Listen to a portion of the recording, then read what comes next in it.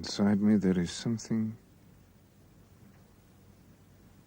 Often we find ourselves unable to do anything, prisoners of some terrifying cage, not knowing what it is that encloses us, imprisons us, buries us even. Yet always there are these bars, these grills, these walls. And then one asks oneself, is it for long? Is it for always? Is it for eternity?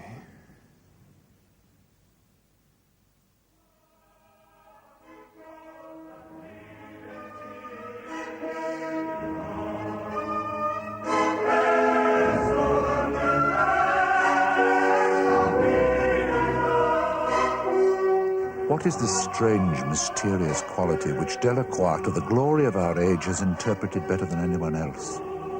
It is the invisible, the impalpable, the dream, the nerves, the soul.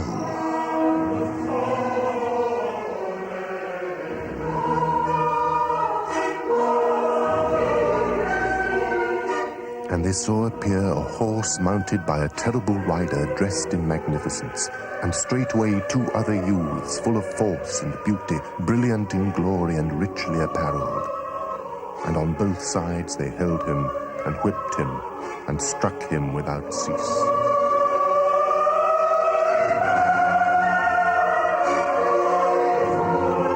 Then I look at myself in the mirror. I see myself and I see my features. And I'm almost frightened by the wickedness that I see.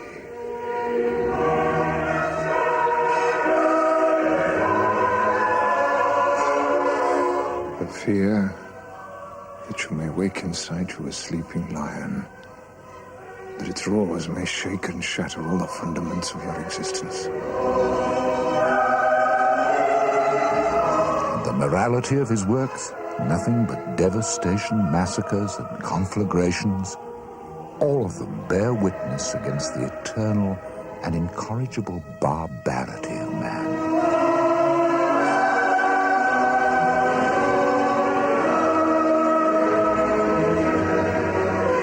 We live in a time of despondency. What we need is courage. Courage to make a god of a beauty which is not quiet.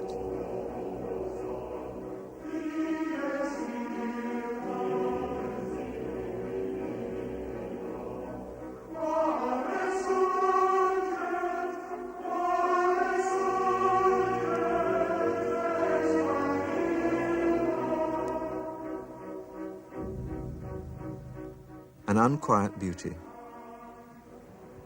This place of quiet and peace in the center of Paris is the Place Fürstenberg, and it's the site of the studio where Delacroix died, the great romantic, the great revolutionary in French painting, but a man who at the same time was at odds inside himself with a desire for peace, a private reticence and poise, even an ambition to be the respected public painter. A conservative who was skeptical of progress and disdainful of the masses and scornful of revolution. His drawings, his paintings are full of movement, color, and restless energy. His subjects violent and cruel. He seems to have taken a real sense of pleasure in the violence he painted, in the sexuality, in the extremes of action, the way pictures like this assault the senses and never stand still. For all his life he distrusted the classic poise of painters who preceded him, like David and like Ingres, his exact contemporary, who carried on that style of painting. What he admired in writing was romance and energy. Byron, his picture of the fight of the Jawa and the Pasha from a Byron poem. Scott, the abduction of Rebecca from his novel Ivanhoe. And Shakespeare, Hamlet and Horatio in the graveyard. Alas, poor Yorick. As a young man, he painted himself in the guise of Hamlet. Questioning and doubt, no peace. And yet the other side of him made him escape into the countryside, where he found more real happiness in a house he took by the river outside Paris than in the noise and argument of the city. And some people would say this other side of him, this desire for solid, quiet worth, somehow destroyed the fresh vigour of his first sketches for a painting, when afterwards he worked them up into the great public paintings which he felt he had to create. Vast subject pictures that some find anathema today, out of fashion since the Impressionists, the modern movement, since abstraction. The grand gestures of drama and history that in our anti-heroic age we tend to discount. And yet for him, it was a sign of glory.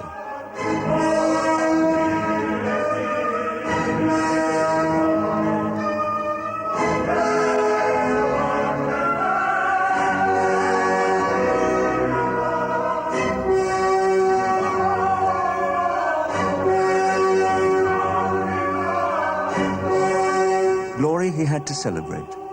He was the last of the great public painters of France.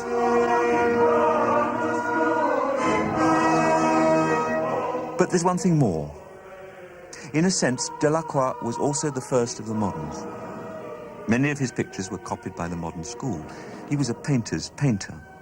They saw in him the beginning of what they were trying to do. This is a copy by Manet of his Bark of Dante, one of his lithographs, copied by Van Gogh, his Women of Algiers, in a version by Picasso. For the Impressionists, it was his colour, and for others, his restless, constant movement. This Delacroix sketch of a lion hunt is perhaps one of his greatest, and certainly his most modern painting.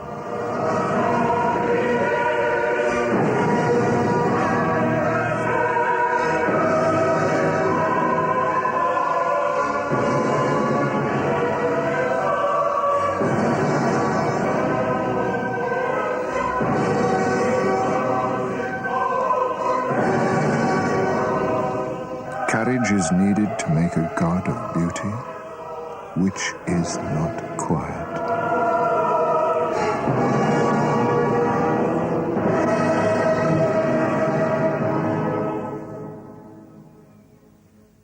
Throughout his life, Delacroix kept a journal. It's perhaps the most telling written record left by an artist of his thoughts on life and art, of his inner world, its conflicts. There are some people who even claim that what he said here has more strength and more value than his actual work. In any case, on this, as much as on the paintings that he did, the writings of the people whom he knew, and the world he lived in, this film is based. When Delacroix died in this studio in 1863, his champion, the poet and art critic extraordinary Baudelaire, declared he was for France what Raphael and Veronese were for Italy. The perfection of a consummate painter, the rigour of a subtle writer, the eloquence of a passionate musician. Works that recall feelings and thoughts and poetry we knew, but thought forever buried in the dark night of the past.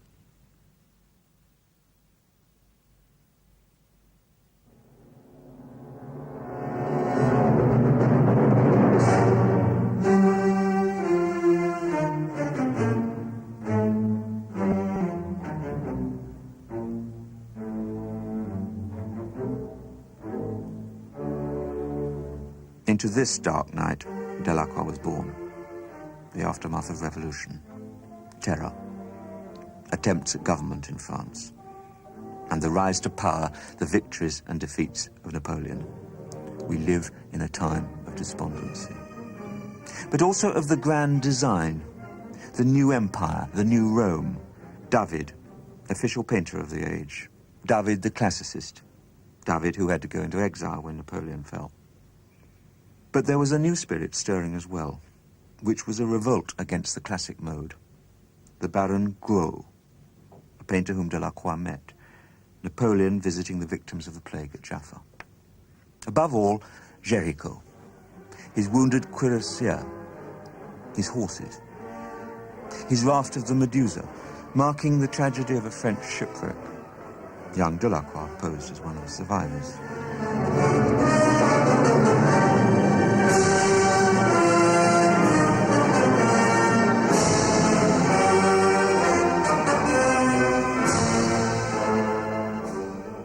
This, of course, is the romantic spirit. Violence, drama, movement. Not classical repose.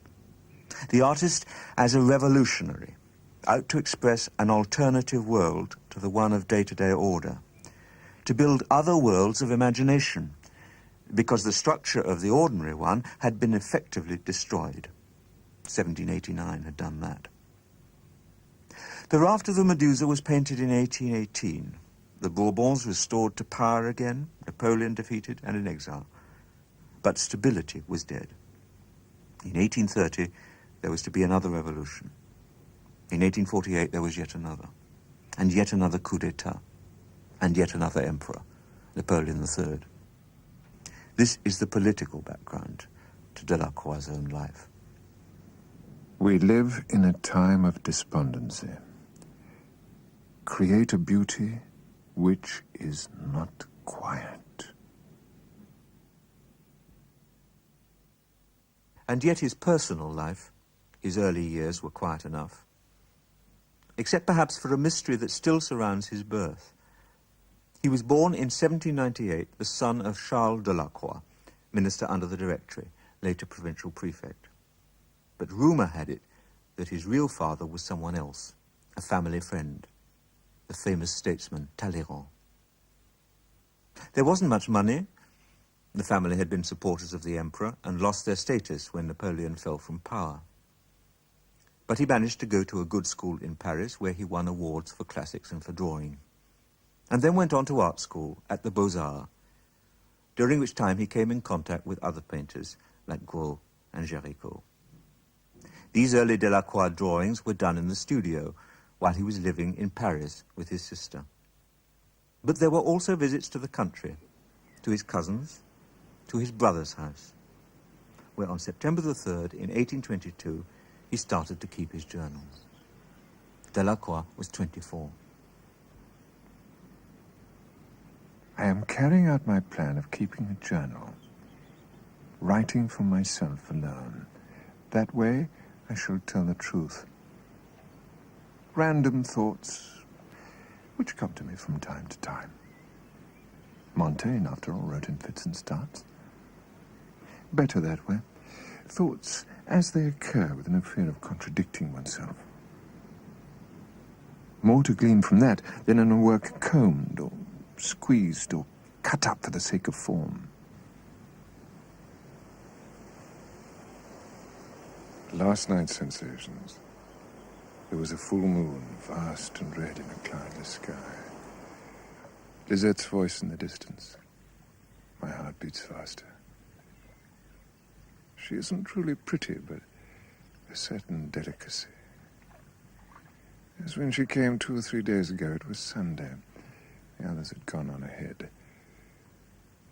I kissed her in the dark passage of the house.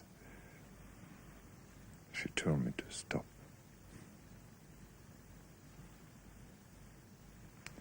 But it's of no account, no memory, no passion. That day I got a letter to say that my picture had been hung at the Luxembourg. I'm still excited. I shall return to Paris and find what? Envy, dissembling, never a Lisette like mine, never moonlight, never the peace I breathe here.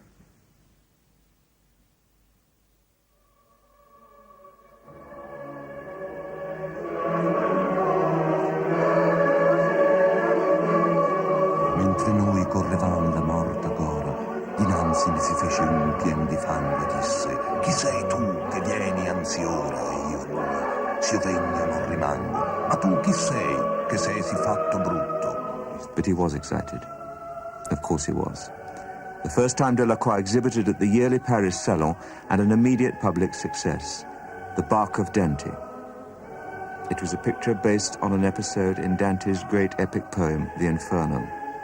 Dante and Virgil steered across a lake in hell, with the souls of the damned struggling to climb in. It might have been a homage to his hero Jellicoe. Dopo il maestro disse: «Omai, figliolo, s'appressa la città che non ne dite, co gravi cittadin, col grande stuolo. E io, maestro, già le sue meschite la intro...» Pierre had read the verse to me as I worked. Oh, let people who work coldly keep their peace. Have they any idea what it means to work under the spell of inspiration? There are black depths to go down into. Gaping black depths. The best head was done fast, very fast, in great excitement. The man facing us in the background, trying to climb into the boat. If I am not writhing like a snake in the hands of a sorceress, I feel I am cold. I feel cold. It was a daub, the critics said, but the state, at least, didn't agree. They bought it for 1,200 francs. Delacroix's name was made.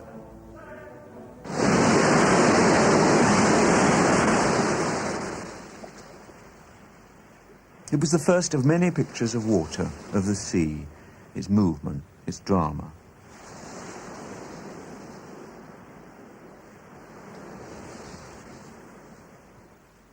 He saw it when he stayed with his cousins near Dieppe as a young man.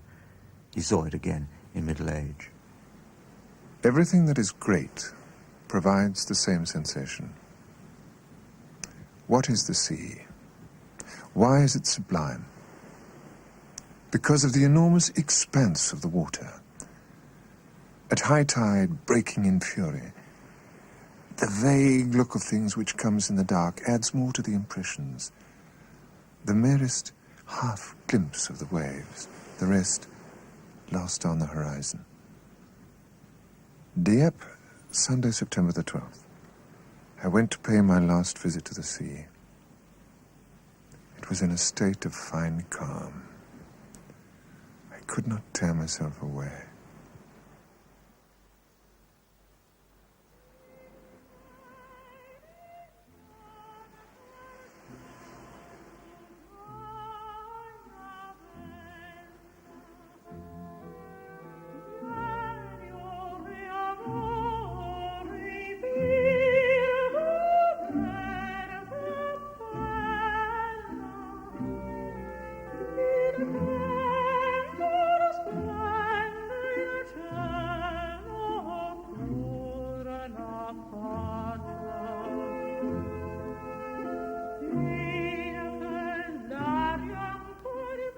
Paris, October the 12th.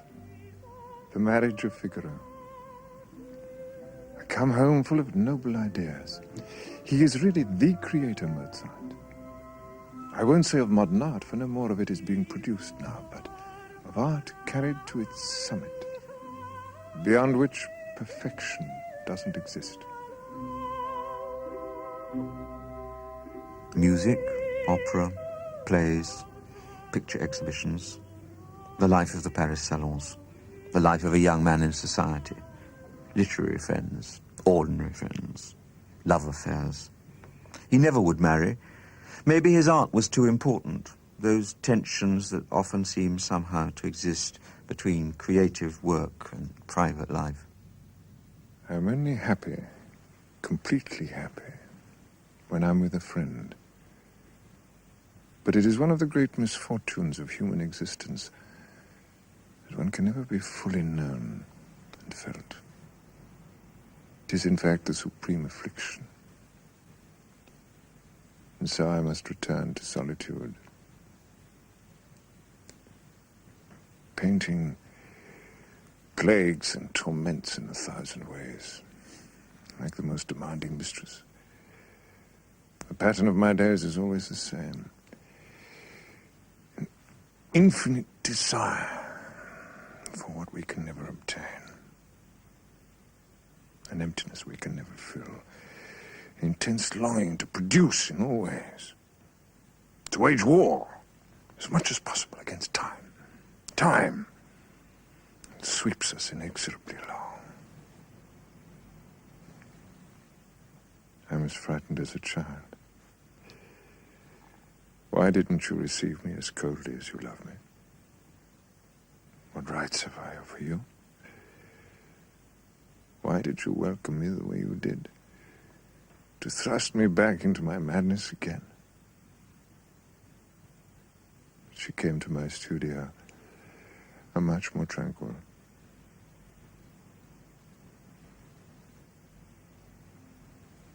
Chérico is dying. You remember his painting? A man's head.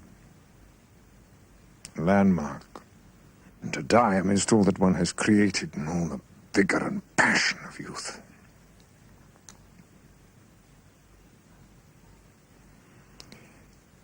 Michelangelo on the brink of the grave. Born on a frail bark to the middle of a stormy sea, I draw near to the close of my life. How clearly I see now that art, my idol, the tyrant of my imagination, has plunged it in error. All is error here below.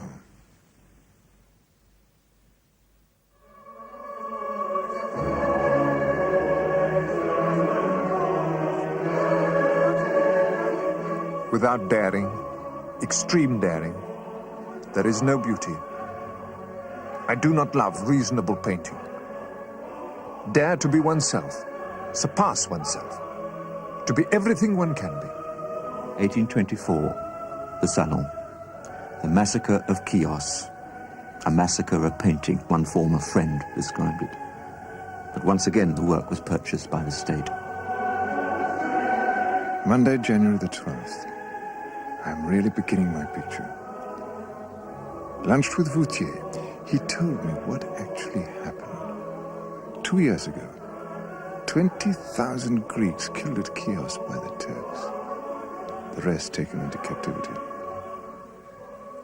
Had Provo the model, and began with the head of the dying man in the foreground. Today, Monsieur Auguste came to the studio. He has Greek and Turkish costumes.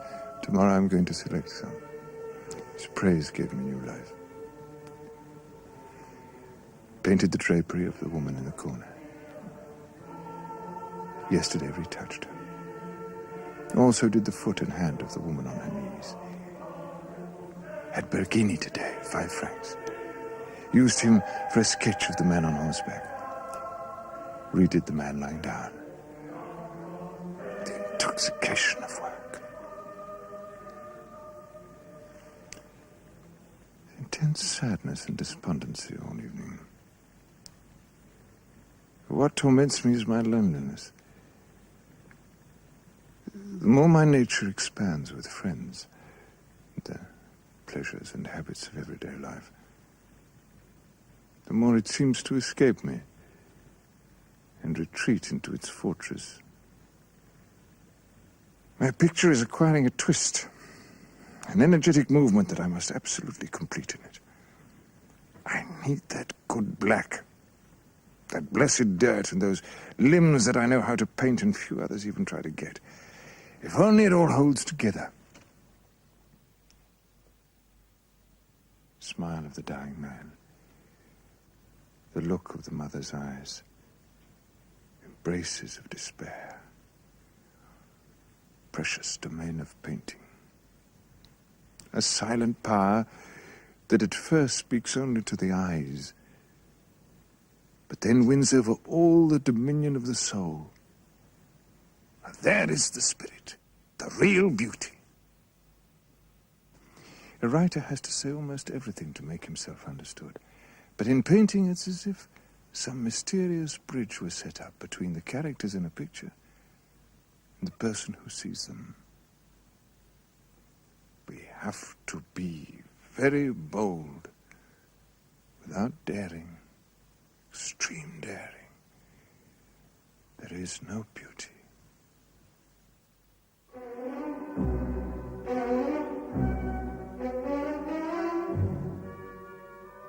Death of Sardanapalus, 1827, from a play by Byron. The tyrant Sardanapalus, on the point of death, orders the slaughter of his women and his slaves. Literature, mythology, allegories of events present and past. A series of paintings over the next few years, marking the moments of great drama that excited him. Everything bears witness to the eternal and incorrigible barbarity of man.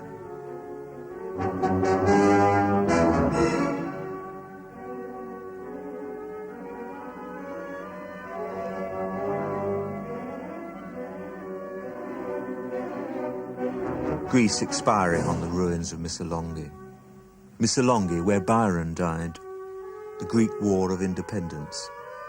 How that war excited the romantic imagination. Massacre at Chios, and now this.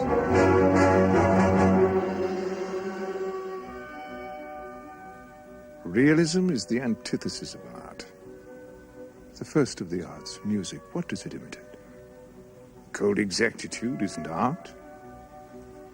Artifice, when it pleases or expresses, is the whole of art. It's the cruel reality of objects which I fly from when I take refuge in creation. For me, all work in which imagination plays no part is totally impossible. Murder of the Bishop of Liège, an episode in Walter Scott's Quentin Durward. William de la Marck orders the cutting of the bishop's throat.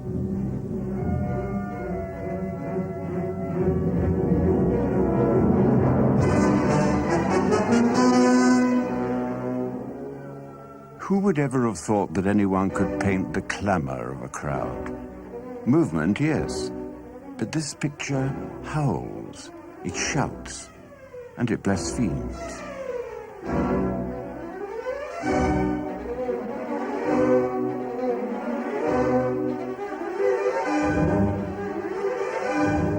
Liberty leading the people, 1830.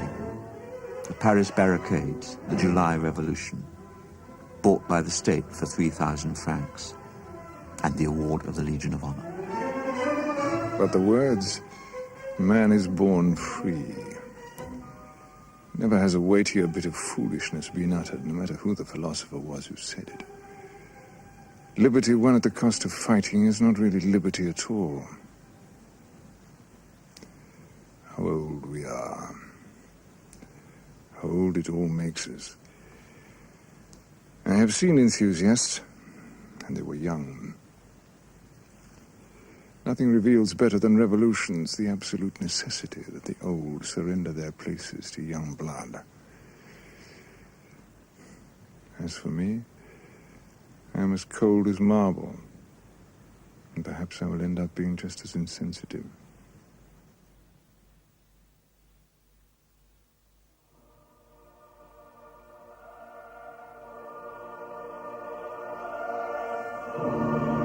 That was hardly possible.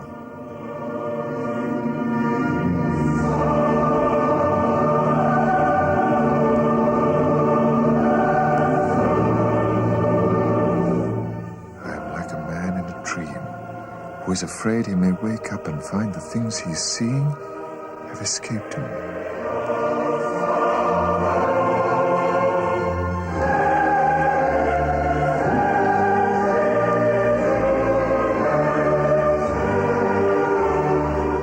Morocco, 1832. Delacroix had been invited to accompany a French diplomat who was going to the Sultan of Morocco as goodwill ambassador from Louis Philippe, the new King of France. Delacroix's function was to make a record of some of the things he saw. He did so, in a host of drawings and notes, which later he developed into pictures. It was only his second trip abroad. He'd been to England 7 years before. That's where he'd seen Shakespeare performed. But this was his real contact with the Orient, which had fascinated him already in his Greek and Turkish pictures. It was a watershed, new colour, a new concept of light, but also a new recognition of the past. Here in Morocco, the Orient of the romantic imagination, Delacroix found in the life around him a classicism and repose that stretched somehow back through time, not something false and invented. And with this, at least, he could come to terms. Imagine, my friend, what it is to see, lying in the sun, walking in the streets, or mending shoes, men who are like consuls, each one a Cato or a Brutus. The heroes of David and company would cut a poor figure here with their pink limbs. These people own only the blanket they walk about in, sleep in, and are buried in. Yet they seem to me to be as satisfied as Cicero must have been with his magistrate's chair. Antiquity has nothing more beautiful. And the light.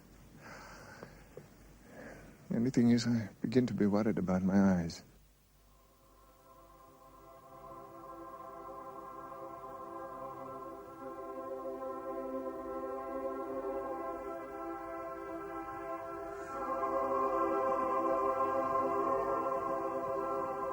Vivid scarlet of the figure against the white wall.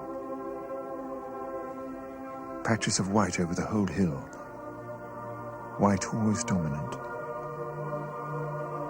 Tuesday, February the 21st. The Jewish wedding. White sleeves. Background of shadow.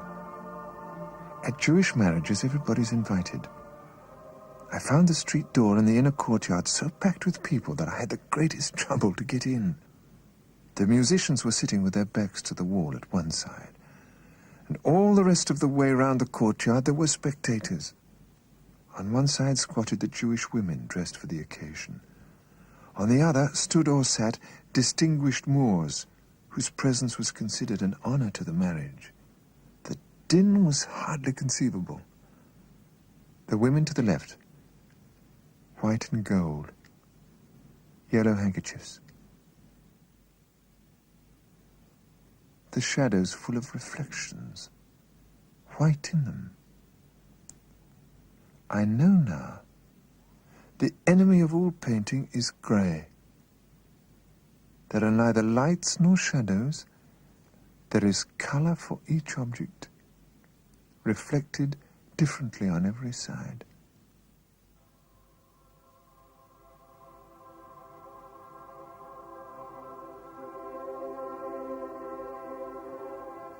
Figures with shadows so violet that the ground becomes yellow.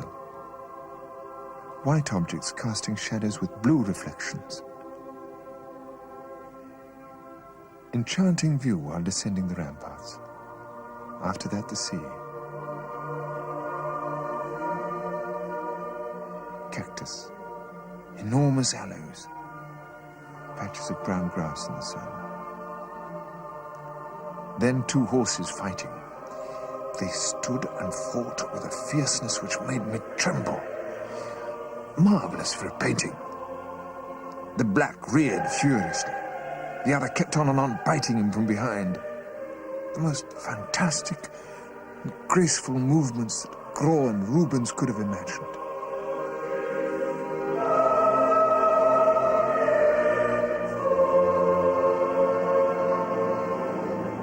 At the beginning of March, Delacroix had left with the delegation for the Sultan's capital at Meknes. The journey was hard, often dangerous. Arrival at the camp. Mountains black and wild to the right.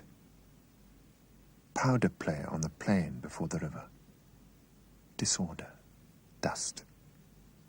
The sun behind. Sleeves rolled up as they rush forward. Al-Qaza al-Kebir. Milk offered by the women, first to the standard bearers, then to the Qaid and to the soldiers. The children went to meet him, kissed his knee. Staff with a white cloth. Meknes, March 22nd. Audience with the Emperor. From the gate, which is mean and without ornaments, there came at short intervals small detachments of about 8 and 10 soldiers in pointed caps, who lined up to the right and to the left. Then 2 men carrying lances. Then the Sultan, who rode towards us and drew rein when he was quite close. Strong resemblance to Louis Philippe, but younger. Thick beard, dark complexion. After having answered with the customary compliments, he ordered Mouchetard to take the letter from the King of the French and accorded us the unheard-of favor of visiting some of his apartments.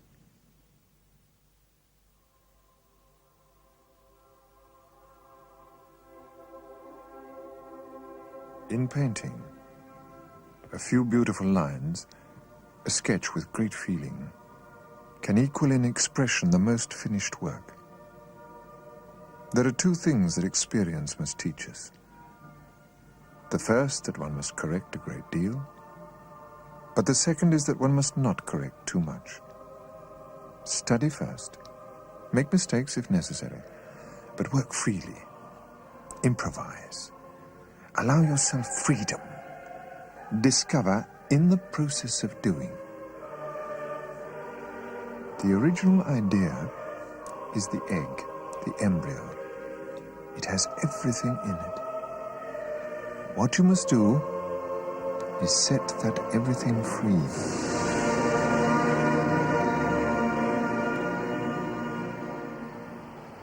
In May, Delacroix left Morocco for Spain, Cadiz, Seville, the Alcazar. At the end of the month, he returned to Tangiers to meet up with a delegation.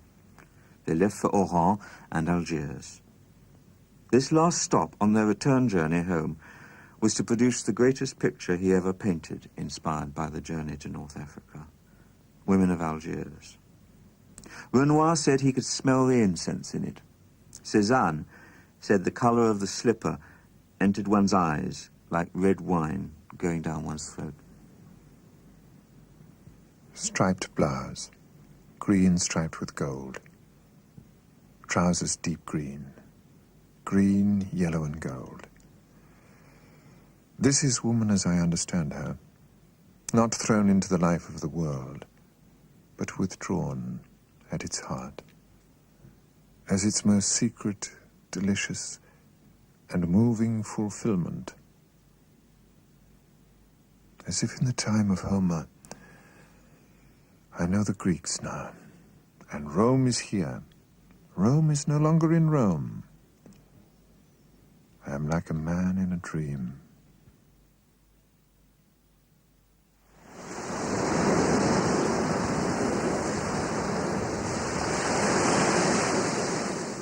But moods changed.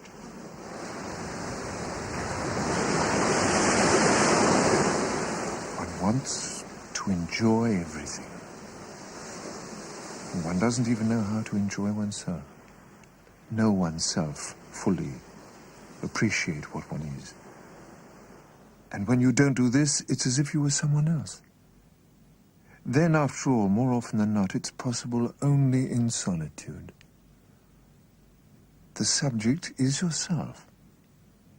It's within yourself you must look, not around you. Study oneself. Paint oneself. On his return to France, Delacroix heard the news of the death of a nephew, someone very close. He was plunged into introspection, thoughts of mortality. He was 36. In a few years, most of his family would be dead. And the process was now beginning, which would draw him more and more away from people and to his work. Regret for the passage of time. Youth. I prefer to converse with things rather than men. May well be that Corneille was insufferable. His work, though, it is much more than the man. To feel oneself surrounded by papers that speak, drawings, sketches, souvenirs. To read 2 acts of a great play astonished at its perfection. That's where happiness lies. Better than the rest.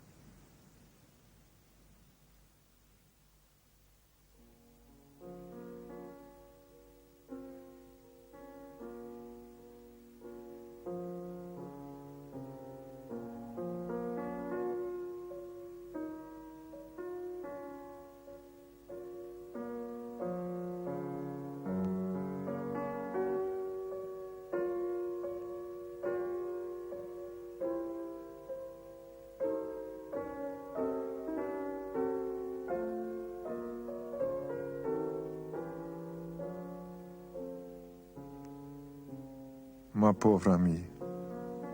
As the people necessary to our existence disappear one by one, they take with them a world of feelings that can't be revived. Decidedly, I have the spleen. One of my friends tells me he went through this sort of critical age.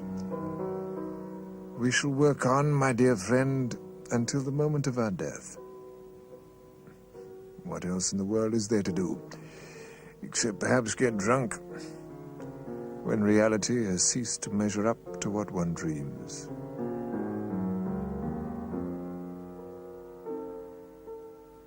He was writing to Georges Sand. With the novelist and her lover, the composer Chopin, he became close friends, and painted them, and drew them, and stayed with them at her country house at Nohant, began to paint flowers.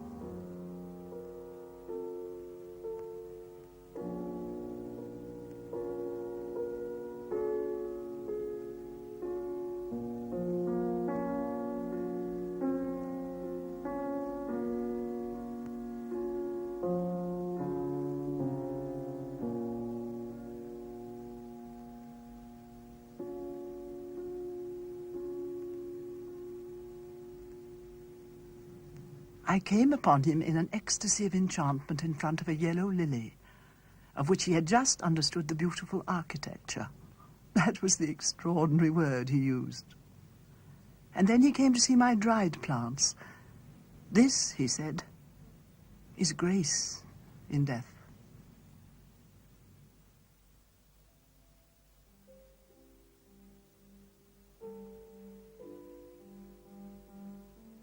In the evening, I went to see Chopin.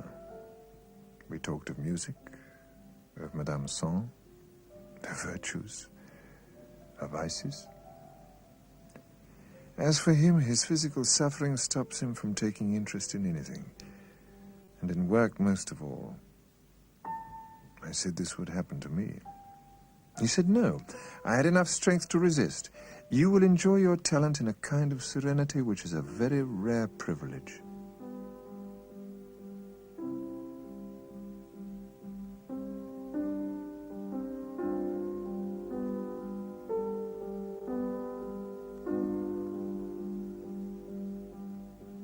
Delacroix appreciates music, and his taste is sure and exquisite. He never gets tired of listening to Chopin.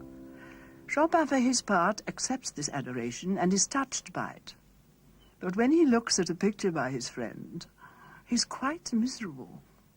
He can find nothing to say to him. Saturday, October the 20th. I learned of his death. Strange, in the morning, before getting up, I thought of it.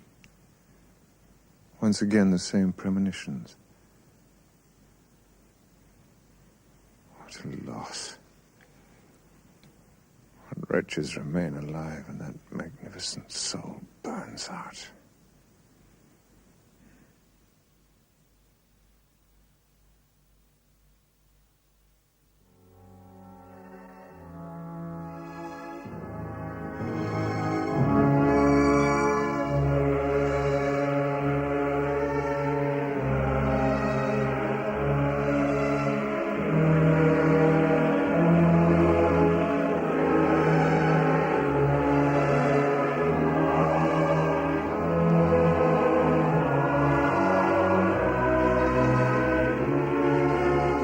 Glory.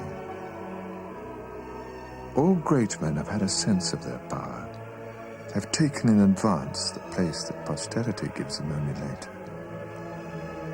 How else can we explain the boldness of invention?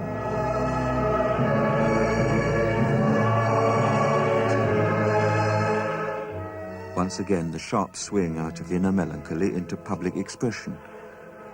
In his 40s and 50s, Delacroix was awarded a series of commissions to decorate the walls and ceilings of certain public buildings, all of them in Paris.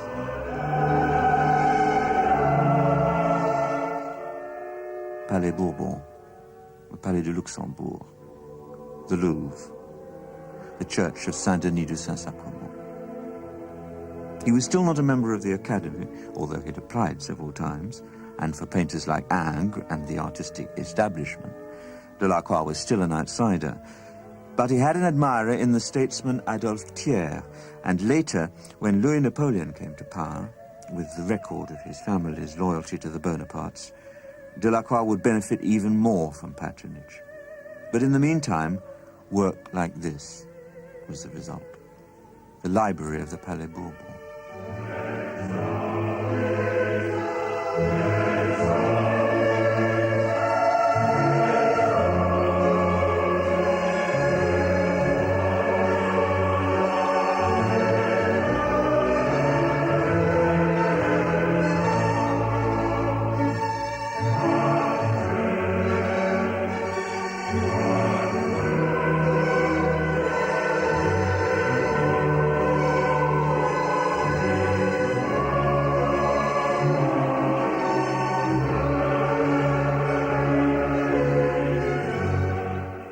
Glory is no empty word for me.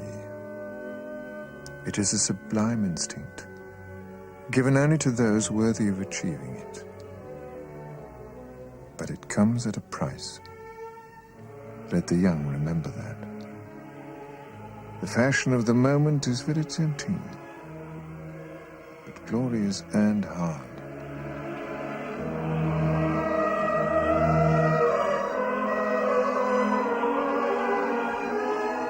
He was made a municipal councillor of Paris, a member of the hanging committee for the yearly salon, a member of the Commission for Fine Arts. But by now his health was bad. He'd suffered from fevers ever since his childhood. Maybe in some way they were related to his impassioned way of painting. And since his return from Morocco, he had had a recurrent infection of the throat, which in the end was to cause his death. To conceive of the labor of painting these frescoes, you had to see him at the end of each day, leaving the scaffolding on which he'd been forced to work, pale, tired out, hardly able to talk. The cupola of the library of the Palais du Luxembourg.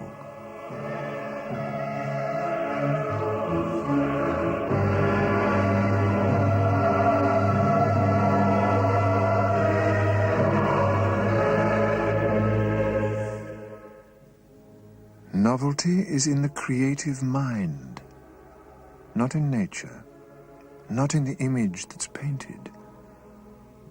You who know that there's always something new, show it to them in what they fail to recognize. Make them believe that they've never heard of the nightingale or the vast ocean. Nature has put in safekeeping, in imagination still to come, more new things to say about creation than she has ever made herself.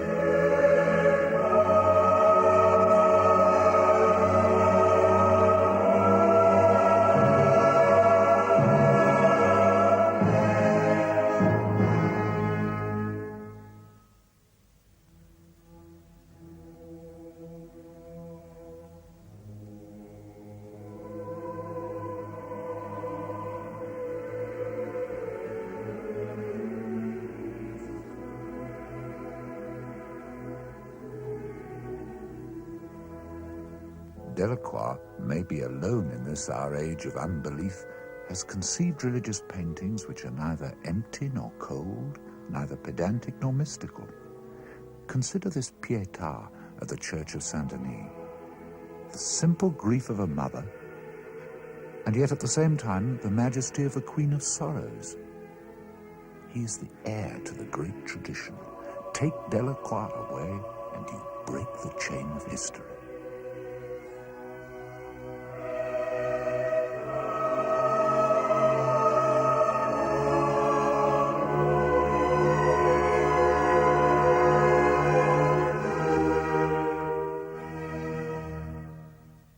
And so he hadn't retired from the public world, at least outwardly. And he frequented parties, dinners, salon, often with his cousin, Madame de Forget, with whom he had had a long-lasting love affair, an ambitious and very social woman. Profound boredom. I come away from these functions with the usual feelings of bitterness and contempt for myself, and being mixed up with all these worthless people. My illusions drop away one by one, and only one remains. Or rather, it isn't one. It's a real pleasure. I mean work. This is my only passion. It lasts longer than the rest.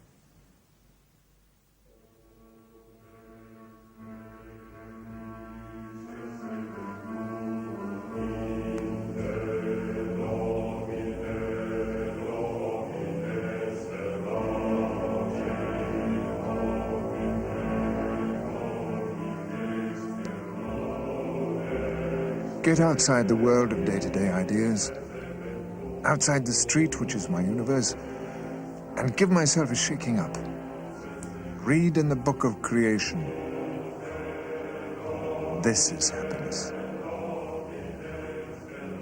Visits to the Jardin des Plantes, the Paris Zoo, and the drawings and the paintings that came out of it. Witness against the eternal and incorrigible barbarity of man.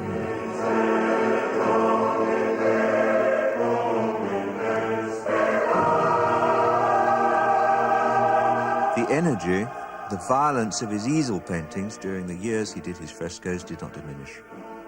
2 more variations on a lion hunt, painted in the 1850s. And then his old themes returned, the memories of Morocco, fanatics of Tangier.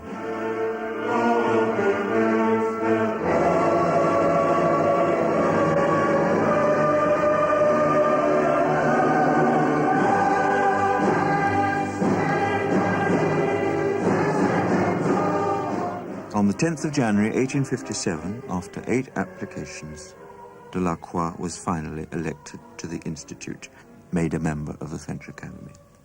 Even Ingres, his rival, was to shake his hand. But he was much older and much iller now. He hadn't many years to live. How glad I am, though, that I don't any longer have to find my happiness where in the past I searched for it. My body's weak, but from what savage tyranny I am released.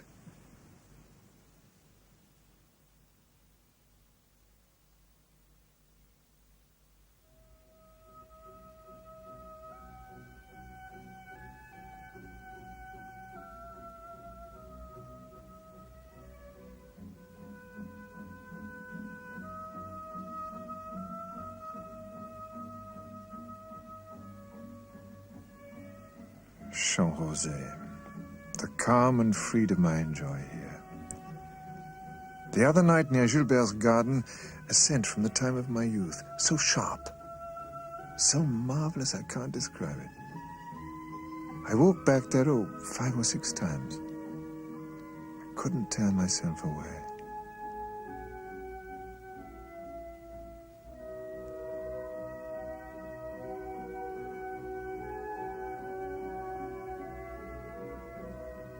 A retreat from the city, from exhaustion. Champs Rosés, a house he acquired in this Paris suburb. He could even commute there daily on the train. Protected and looked after by a servant called Jenny Le Guillou, who in the last years of his life became almost his constant companion. Don't be angry with her.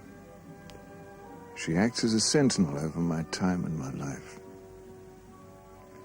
Yesterday, she and I followed the path as far as the big oak. At a distance, it seems ordinary. But standing under its branches, I am astonished at its grandeur. It becomes huge, even frightening. Maybe this disproportion is what creates our admiration. The works of Shakespeare, Michelangelo, Beethoven are like that. Mozart and Racine are perfection. But Michelangelo astonishes and troubles. And he shocks.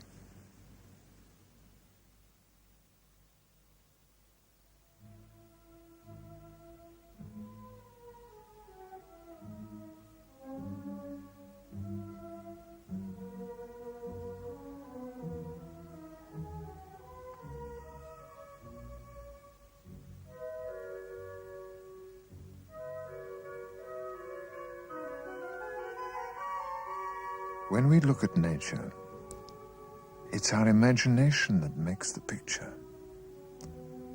We don't see the blades of grass in a landscape. The idea of line doesn't occur to us. The lark sings, the river shimmers like 1,000 diamonds, the leaves murmur. Where are the lines that produce these sensations? No.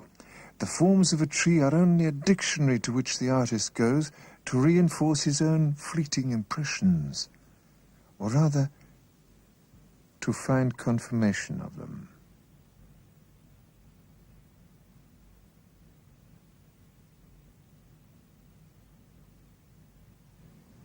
And so, at last, to that studio in the Place Fürstenberg, brought towards the end of his life, to be near his final great commission, a work that took 5 years to complete, the murals for the Chapel of the Holy Angels in the Church of Saint-Sulpice.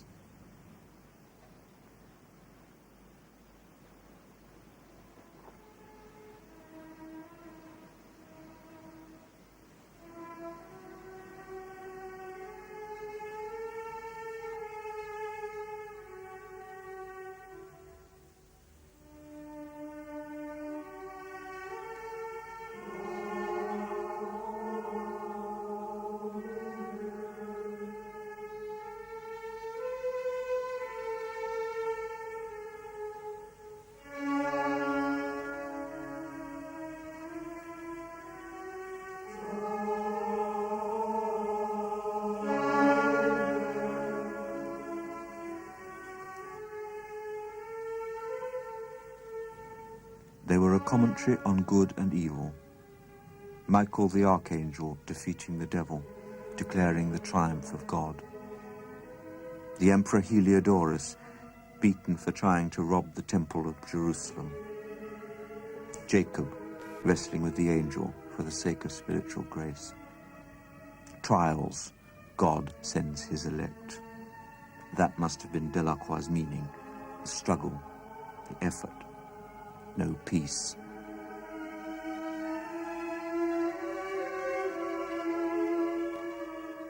Courage is what we need. Courage to make a god of beauty that's not quiet.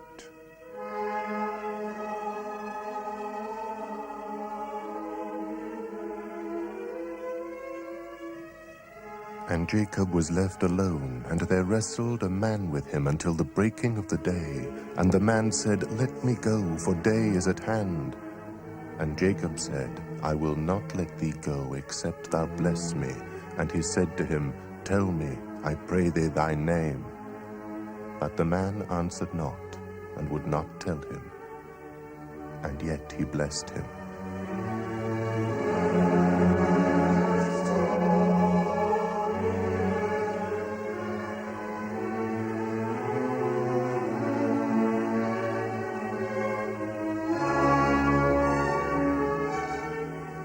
It is impenetrable. Nature. A veil. An impenetrable veil. And death? What will we find beyond? Only darkness, I think. Only night.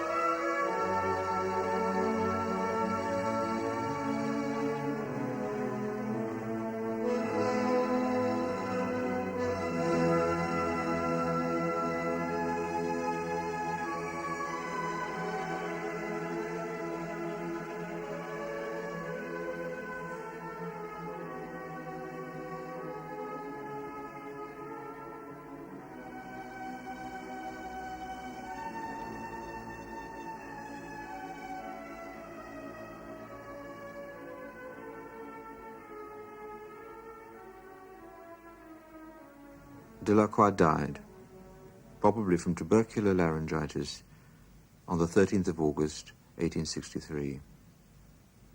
He was 65.